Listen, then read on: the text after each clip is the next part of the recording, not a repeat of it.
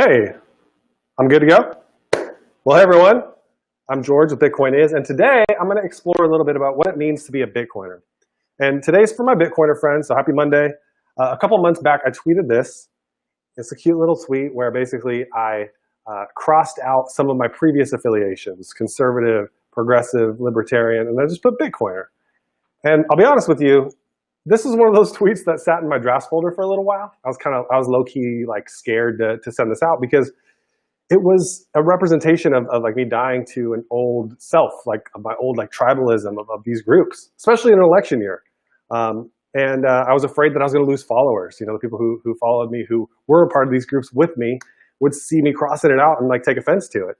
And if I'm honest, I kind of like the dopamine hit of you know, having a high follower count. So I was a little bit scared, but you know, this tweet was a burial of a lot of my old world identifications. And it was me intentionally like disaffiliating with these tribes that I previously belonged to. And in some ways, you could read this as like a criticism of conservatism or libertarianism or whatever. But really for me, that wasn't what I was trying to communicate here. Really, it was me saying, I'm a Bitcoiner now. I'm all in. I'm jumping in with both feet. And so I ultimately did hit send tweet because this is true of me. I am not hedging anymore. I'm a Bitcoiner full stop. Brian, you can probably pull that off. Like no asterisks, no conditions to this. This is just who I am. And I believe that Bitcoin, just like it says right here, is the solution to humanity's biggest problems. You're not going to catch me saying things like, well, you know, just buy Bitcoin, like buy as much as you can afford to lose or whatever. No, like I'm all in. And look, I don't mind if you're not a Bitcoiner, like legit, it's totally fine. It's not for everybody. In fact, I think that's by design, especially this early in the process. But as for me and my house, my two kids, my wife, we are Bitcoiners. I'm training my two kids to be Bitcoiners because this is all about the future. It's about their future. It's about wealth creation well into future generations. And if you have kids, I hope that's you too. I hope that you are training your kids to be Bitcoiners. Like at my house, I pay my kids in sats. If they do work around the house that is actual work, like there's proof of work. I believe in that. It's not like this thing where they get an allowance just for being alive. We don't buy into that. But you know, my daughter, for instance, has taught herself how to make this amazing iced coffee for me, and so I pay her like $2 worth of sats to make me iced coffee. It's beautiful. My wife Danielle has read every Bitcoin book on the market. The McHale's, we are Bitcoiners. I'm not like an investor. I'm not like a huge like tech enthusiast, but I am a Bitcoiner, and that's very, very different. I'm not holding out for the moon so that I can cash back out into fiat. That's not the game plan here. Someone tweeted earlier this week something like, what's your Bitcoin exit strategy? And they said, the response was, the exit was on the front end. I am exiting fiat. And I resonate with that deeply. Bitcoin is an exit strategy for the legacy world that we see crumbling before our eyes. And to be a Bitcoiner means that you fully embrace this reality, that Bitcoin is the solution, not just one of many solutions that you like have next to like, oh yeah, also make sure you vote. No, like Bitcoiners truly are just kind of over that whole game. We're ushering in a new world entirely. In fact, I just tweeted that and someone wrote back, no, we're not, with like a facepalm emoji. And that's okay. Look, if you don't resonate with that, if you don't resonate with this idea that Bitcoiners are ushering in a new world, then it's not for you. Then you're not a Bitcoiner. I don't know how else to say it. You don't identify as a Bitcoiner or whatever. Like just having sats or dabbling in, you know, cryptocurrency or whatever, like doesn't make you a Bitcoiner. That's not what I'm talking about at all. Bitcoiners are the people who have showed up on Thursday nights to the Orange County Bitcoin Network meetups and come, you know, not just to Tony's, but come to the after party at XPub at Brian's house. Like the conversations I'm having with these people, the people who are tuned into Monday Night Bitcoin are probably Bitcoiners, right? If you went to bed last night and Bitcoin was trading at 11.8 and you woke up this morning and it was over 12 and you're like, yay, but also kind of like, ah, man, I wanted to get more first. That probably is an indication that you're a Bitcoiner. It's a new word, right? And it's a word that we need to, I think, embrace because it's appropriate for the new paradigm that it represents. We don't fit into the old boxes. We don't fit into these old worlds. That's why I have the tweet crossed out those old world words. As a quick kind of side note, I don't personally love the word maximalist, not because it doesn't describe me. I think if I was sitting here with Vitalik, he'd probably be like, oh yeah, you're a Bitcoin maximalist. I'd be like, fine, why are we hanging out? But I don't identify with that word because I don't want to give Vitalik, who I consider someone who's like anti-Bitcoin, I don't want to give him that hat tip, right? It's given too much credibility to a word that was meant to demean and a word that was meant to be derogatory towards us. So if someone called me, I'll be like, okay, sure, whatever. But I don't like go out of my way to be like, I'm a maximalist. It's like Bitcoiner. I'm a Bitcoiner. That's our word. So that's the word I want to own. That's the stake in the ground that I want to put today. And I want to continue the conversation on Twitter. So I hope you'll join us and maybe ask like, what do you prefer? Do you prefer Bitcoiner? Do you prefer Bitcoin maximalist? The word maximalist, I think, describes more of like the threat that we represent to the legacy system. Like we are a threat, and that's okay. But the word Bitcoiner, I think, encapsulates so much more. So the question becomes like, who are these Bitcoiners? Where do we come from? And I like to say that Bitcoiners are both the prophets and the evangelists of our day. And this is coming from someone who, again, has a ministry background, grew up in the church, and these words resonate with me. Listen, Bitcoiners, I believe, were sent here to bear witness, really, to the impending global collapse of the financial system. There's not a lot of people who are talking about it. There's certainly not a lot of people who are talking about it as bluntly as we are, saying like, the emperor has no clothes. Look, the dollar is falling. Oh my God, what are we going to do about this? Chancellor on the brink of second bailout to banks. Like that's us. That's our motto. And so, you look around and no one is speaking to it as clearly as we are. That is our prophetic side. We are saying, look, this is a problem and we need a solution. We need a plan. And I don't know about you, but Joe Biden, Kamala Harris, or Trump, Pence, or whoever else, they're not going to solve these massive problems that we have. We need a completely different paradigm. So that is what we mean by us ushering in a new world entirely. So the old world really has become kind of a joke a little bit to Bitcoiners. It's this zombie clown world where people are just kind of walking around going through the motions. And we're like, that's not us. We've never identified with that. We've always kind of been out on the fringes of our peer groups and questioned authority. We don't belong to that world anymore. And now we actually have something to opt into as opposed to simply pointing to all the things that are wrong with the legacy world. And I think that's the significant shift that Bitcoin offers. For the last 12 years since Bitcoin started, we've had something to point to that says, this is what we're doing now. So it's not just us complaining and whining and not fitting in and, oh, you're not a part of this club or that club. And because we've never really wanted to be, and if you're a Bitcoiner, maybe you resonate with this, that you've kind of gone through your whole life, kind of going through from this thing to that thing. And I've had it described to me as, Bitcoin is your flavor of the week, right? But for me, like this idea that everybody is special, you've heard this growing up, right? Everyone is special. And I think there's truth to that. Everyone is special. Everyone's got their own fingerprint, right? Everyone has their own like characteristics. And I actually embrace that idea that everybody is special. But Bitcoiners, I believe, and this is I think a bold claim at some level, Bitcoiners are exceptional. We see something that other people don't. And non-Bitcoiners don't have similar conviction. Like you don't hear anybody talking about Joe Biden, Kamala Harris the same way you hear Bitcoiners talk about Bitcoin. Why? Because their solutions are incomplete. Their solutions only answer a part of the prevailing issues that humanity faces. As if the next election is going to fix, us wearing masks when we go out now because that's required by whatever authority, local level, state level, federal level. Like this is going to continue to happen. And so Bitcoiners are sitting here observing, being like, I don't know if these proposed solutions are actually going to do anything because they won't. So when I say Bitcoiners are exceptional, I mean that we believe a new world is emerging. Not everyone believes this, right? And it's weird for me to say that because I want everyone to, at some level, believe that. I want everyone to embrace that, but I know that's not realistic, right? So we're not like defeated by the onslaught of the corporate media talking points and the politics, the frameworks of the prevailing political system. We're not like caught up in the USPS debate and like, oh, I wonder what's going to happen with USPS because it doesn't matter. What matters is that there is a real life solution that exists to address all of the issues of the crumbling fiat system.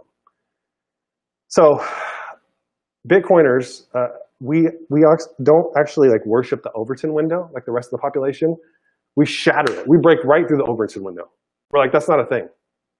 The paradigm that we are ushering in is unlike anything people are prepared for. See, we've been preparing for it our whole lives. This is, in a lot of ways, like life has been kind of a training camp for us to be ready to be exposed to such a massive paradigm shift that touches every part of humanity. So we're not like, oh, I don't know if people are going to accept this because it doesn't fit into the Overton window or whatever. Like, we don't think that way. We're like, the Overton window. Well, we're not worried about that. And that approach actually has earned us, I think, this reputation of being toxic. I don't know if you've heard this. Bitcoiners are toxic because we are like pretty aggressive when people challenge us. Because we've already been there. We've already had this argument with you, right? So think about altcoins, for instance, or shitcoins if you prefer, whatever language that you like. I like altcoins just because, you know, I'm trying to watch my language just because I have kids, but whatever. If you like shitcoin, that's fine. But why are we so aggressive with people who are dabbling in this or trying to trick people, so to speak? I think it's because we care about humanity. I think we actually don't want people to get scammed. And if you ask a Bitcoiner, they might not give you that type of a response because it's too like, I don't know if soft is the right word. It's too like, it's too human. We're passionate though about protecting people from getting scammed because we actually care, which is a little bit ironic because people call us toxic, right? But the thing is, we oftentimes strike you as like inwardly focused or like worried about going to the moon and getting rich or whatever else, when in reality, we're actually super passionate about things like stopping scammers. We're more passionate about that than the SEC has been towards some of these other coins. So we put on this front like we don't care, when in reality we do. And you know, anyone who acts like they don't care about humanity, don't care about others being scammed, like I just don't buy that. I don't believe it. I think that there is some like righteous indignation in there, and people don't like it when anything is compared to Bitcoin, because ultimately they see it as you're just swindling people out of money so that you can take their Bitcoin, basically. But basically, we don't like to admit this because we have to reveal a part of us where we have to admit that life has been an uphill battle in some ways. Like success has never come easy. This whole idea of us being exceptional or whatever has hardened us a little bit to the world, because we've been the black sheep. We've been the, oh, this is your flavor of the week or whatever.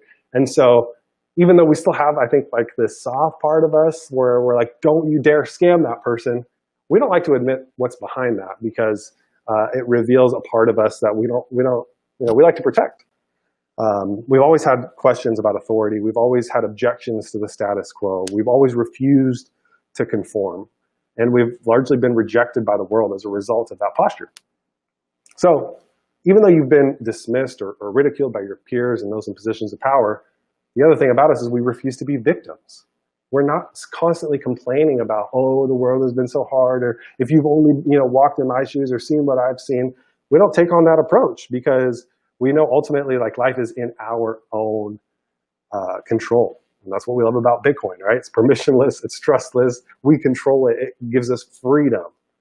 But ultimately, I think the other part of us trying to be protective of the space and trying to be like this antibody to when scammers come in is, I think we intuit that we're also mobilizing an army. We're mobilizing and we're deploying an army. And people will come. It's not necessarily, when I say evangelism, we're prophets and we're evangelists, it's not necessarily that we're like out there like evangelizing, like, hey, everybody, hear the good news of Bitcoin all the time. But when people are ready to hear, we're the first ones to preach that gospel to them. Like, oh my God, how much time do you have? Can I tell you about Bitcoin? We have this sense of urgency. Bitcoiners understand that we're in a state of war. We're in a state of constant chaos and deterioration of social norms, and that it's going to be this slow bleed of humanity's, sorry, there's a fly like this. We have this sense of urgency where we want to address all of the issues in a way where it makes sense, where it's holistic, where it's not just like piecing the puzzle together and being like, oh, okay, we'll just get our guy in office and then they'll do this, this, and this, and then we'll be good. We know that that ship has sailed. It's over. That game is over. And if you're still playing that game, I would just invite you, if you consider yourself a Bitcoiner, I would invite you to consider like game theory, right? Bitcoin 101 plays these scenarios out. I'm like, okay, if this person wins, what are they going to do that's going to be different than the last 18 guys who have had a shot? Nothing. They're not going to do anything because they don't have a solution. So we recognize Bitcoin as the solution because it is time. The time has come. And there is a level of urgency that says our time is now. And we see it again when we pull up the exchange rate and we see what USD is trading for against Bitcoin. And we see that the dollar is actually falling harder than Bitcoin is rising, but that's the whole game. It's not about necessarily winning to triumph over the old world as much as it is to say, like, it's just better. It's just the solution. It's just the old world is dead. Like, again, in the same way that on that tweet, when I cross off those things, it's not because there aren't things about conservatism or progressivism or libertarianism that I don't appreciate, but I don't incorporate into my current being, right? Thank you, B. It's that, it's just, they don't fit. I'm not trying to bring them with me to the new world. You know what I mean? I'm not trying to like protect libertarianism as if that's the thing that needs to survive. It's not. I'm a Bitcoiner. You are a Bitcoiner. And it's not that, again, just having some sats doesn't make you a Bitcoiner. And even if you don't have any sats, if you don't have any Bitcoin, that doesn't mean you're not a Bitcoiner. I think that sometimes we use the word pre-coiner to describe those people. But Bitcoiners, we carry about us this sense of not just confidence, but certainty, really. Like, we know where this is headed. It's not like it's surprising to us what's happening. We've been kind of waiting for it at some level. You were sent here to deliver that message. That's a big responsibility, but I believe it's true. And Brian says people hedge all the time. People say, oh, Bitcoin is one of the solutions or whatever. And I see that. People do hedge, but Bitcoiners don't hedge. That's how you know the difference, by the way, between a Bitcoiner and someone who just maybe has some Bitcoin. So I think it's really important that Bitcoiners grasp this message of us building this entire new paradigm together.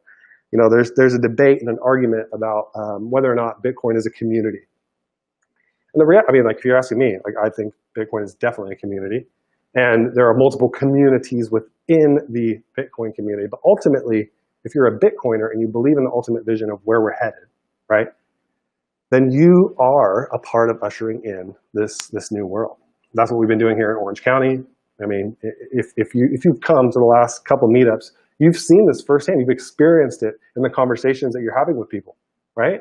These are the type of people that they're kind of, it's kind of like we're waiting for permission to be like, hey, are you as crazy as I am? Do you see what I see? Because nobody else is talking this way. And it's because Bitcoin is the one thing that actually raises our level of consciousness to the extent that it covers all of these issues that plague humanity, right? So you can be a humanitarian and you can want to feed hungry people, for instance, and that's great. You should keep doing that. But ultimately, even if you do that better than anybody else, you know that you can only go so far. You can only go so far in addressing that one issue. Whereas if you're a Bitcoiner, you understand that we need to wipe the slate clean, that the current paradigms don't work. They're not going to work. They're not going to be reformed. You're not going to like just tweak a little bit, put this candidate in and, pass this law and everything will be great. And, USPS, like, we'll be good to go. Like, it's not happening. It's over. That world is over. And we need to stop acting like it's from Weekend at Bernie's where we can just kind of prop it up and be like, oh, okay, this person's going to solve our problems. No. Bitcoin is the solution to humanity's problems. So I'm going to wrap up here. It's 4:20. We like to go 21 minutes or so for Monday Night Bitcoin, but I want to leave you with this final thought. My encouragement is that we stop identifying with these old world paradigms, that we stop defending Democrats or Republicans, or we stop championing like, well, libertarian ideals, blah, blah, blah, blah, blah. Like, that doesn't matter. Who cares? Who cares about that stuff? It's not important. We've been given a gift as Bitcoiners. We've been given a gift. This door has been opened to us. that nobody can close. Like it's Pandora's box at some level. And so we have to ask ourselves, we have to reflect on why? Why me? Why has this door been opened to me? Why has this been revealed to me? And what is my responsibility now to do with it? And for me, I used to think like, oh, I need to get as many people in as possible or whatever. And I think less that now. I think more. I want to cultivate environments where Bitcoiners can feel like they're not crazy. And that's the goal of Monday Night Bitcoin, and that's the goal of Thursday nights in Orange County. So if you're in Southern California, I'd invite you to come out. If not, I'd invite you to start your own meetup group in your locale, because it is the greatest way to connect with Bitcoiners in real life and help sort of solidify this message that we are ushering in this brand new world. So thanks so much for tuning in to Monday Night Bitcoin, and I hope we'll see you next week. Peace out.